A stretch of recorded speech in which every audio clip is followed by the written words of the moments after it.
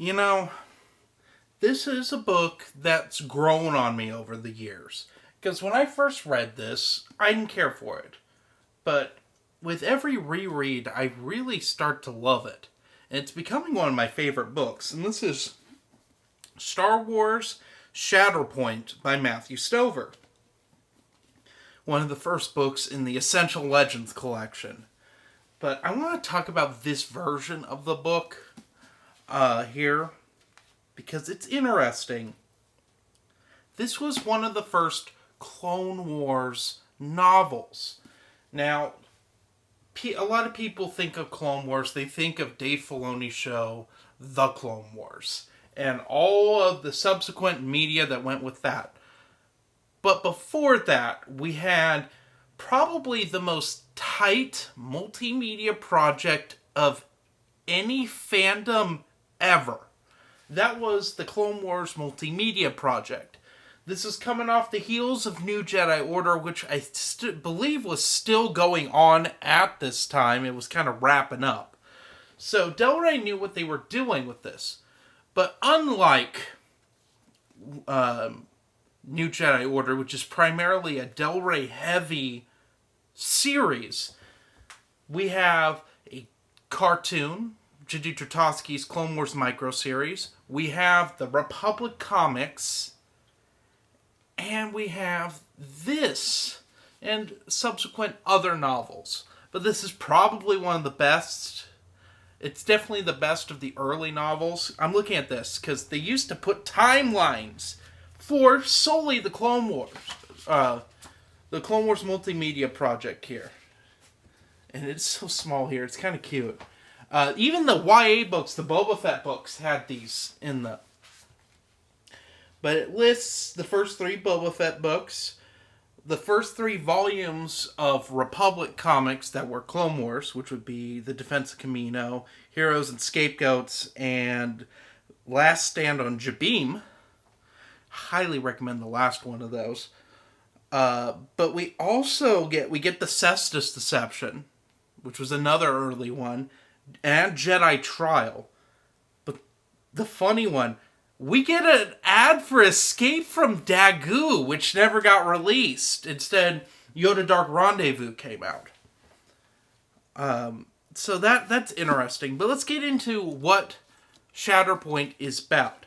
This is, of course, Mace Windu's sole leading novel he ever got. And in it, he is tasked with going to his home world to rescue Depa Billaba, another Jedi Council member, who they believe has fallen to the dark side and brutally murdered civilians. There is a civil war going on the planet between the natives and people who have come in to take this type of wood from the jungle that is very big in the Republic and the core worlds. When Mace Windu gets there, things are just bizarre. This is like the Vietnam War book of Expanded Universe books. It's just War the book, especially the second half, and how confusing war can get. Because the Republic can't really be on the planet because it's technically a separatist planet. And the separatists seem to have left, or have they? And of course, there's Kar Vaskar. And Kar Vaskar is kind of interesting. He is a member of Mace Windu's tribe. They're the only 2 people left of his tribe. He's also Force sensitive, but he uses the dark side. But he's not a dark Jedi. He's just a dark Force user. Like, he just uses the dark side of the Force to manipulate people. And he's very powerful. And Depa Billaba's kind of fallen in league with him, which is kind of interesting. It does end up being a Clone Wars story, meaning that, of course, we're going to have the Separatists and the Republic are going to end up having a big battle in it.